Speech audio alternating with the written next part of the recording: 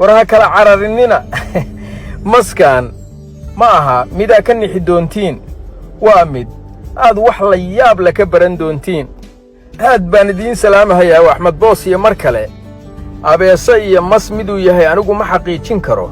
laakiin midabka abeesada baad moodaa inuu leeyahay ujeedadaydu ma aha wuxuu yahay inaan ku mashquulo bal waxaan eegaynaa qofka wata iyo asagu say u wada shaqaystaan godkaas waxaa ku jira kalluunka loo yaqaano catfishka waa kalluun dhiiqada gala oo ku nool oo qota godad dhaadheer lama daban karo maadaama uu ku jiro dhulka hoostiisa waxay rabaayeedaysteen dadkaas mas ama abeeso ay godkaa u geliyaan siday kalluunka ugu soo saarto arrin la yaab leh soo maaha ama kaag oo af kala taag ah kilibtan markaan daawaday waxaa ii soo baxday wax kastoo noolo ah inay intifaac leeyihiin waxaa laga yaabaa inaa isweydiinaysid iminka qofkan see uga dhaadhiciyey maskaas godka intuu ku rido inuu kalluunka dibadda ugu soo saaro waxay ila tahay wuxuu u carbiyey oo og yahay maskaas inay wada shaqaystaan inay wada noolaadaan inay wada dhergaan oy wada qaraabtaan anigu taan fahmi waayey oo aqligaygii la fogaaday waxay ahayd maskaas intuu gartay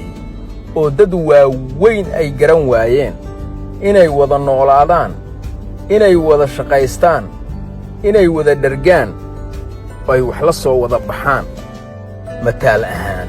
bal eeg dadkeenna barwaaqadu ilaahayna siiyey oo gees kasta naga dhigay biniid dhulka iyo meel kasta geliyey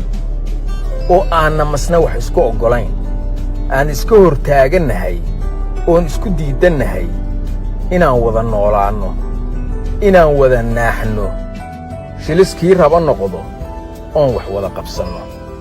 taas waxaan ka door bidnay inaan tuugsato noqonno inaan gacmaha hoorsanno inaan midba midka kale lugta uga istaago suusan horumar u gaarin waxaa la yaab lahoo kale qofka bini'aadanka ah hadduu is yidhaahdo adduunkan waa ka duqowday gabaabsi baa ku sugan tahay oo wakhtigaagii waa gebangabo waxay yeelaan dadka aqliga saaxiibka u ah waxay u fakaraan oo u hiiliyaan ilmahooda ilmahay sii dhalaan mustaqbalkooda wuxuu ku leeyahay noloshaan ku noolaa mid ka fiican inay ku noolaadaan baan rajaynayaa wax kasta oo naftooda la jeclaayeen ayakay uga tegahayaan say nimco ugu noolaadaan million years from now maantay haddaad eegtid waxaannu hor taagan aan ka dhaqaaqi la'nahay da'yarta haddaan nahay waa awoowayaasheen waa dad waaweyn oo ahayd mustaqbalka inay noo sii sallaxaan waxay ka door bideen inay isku keen adeegsadaan inayna kala qoqobaan inayna kala qariyaan awooddeenna inay kala dhantaalaan hebel iyo ree hebel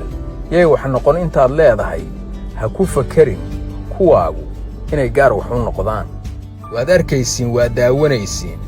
bini'aadan iyo mas inay wada shaqaysteen inay wax la soo wada baxeen aniguna waxaan rajaynayaa inaad wax ka kororsataan oo isi sii gaarsiisiin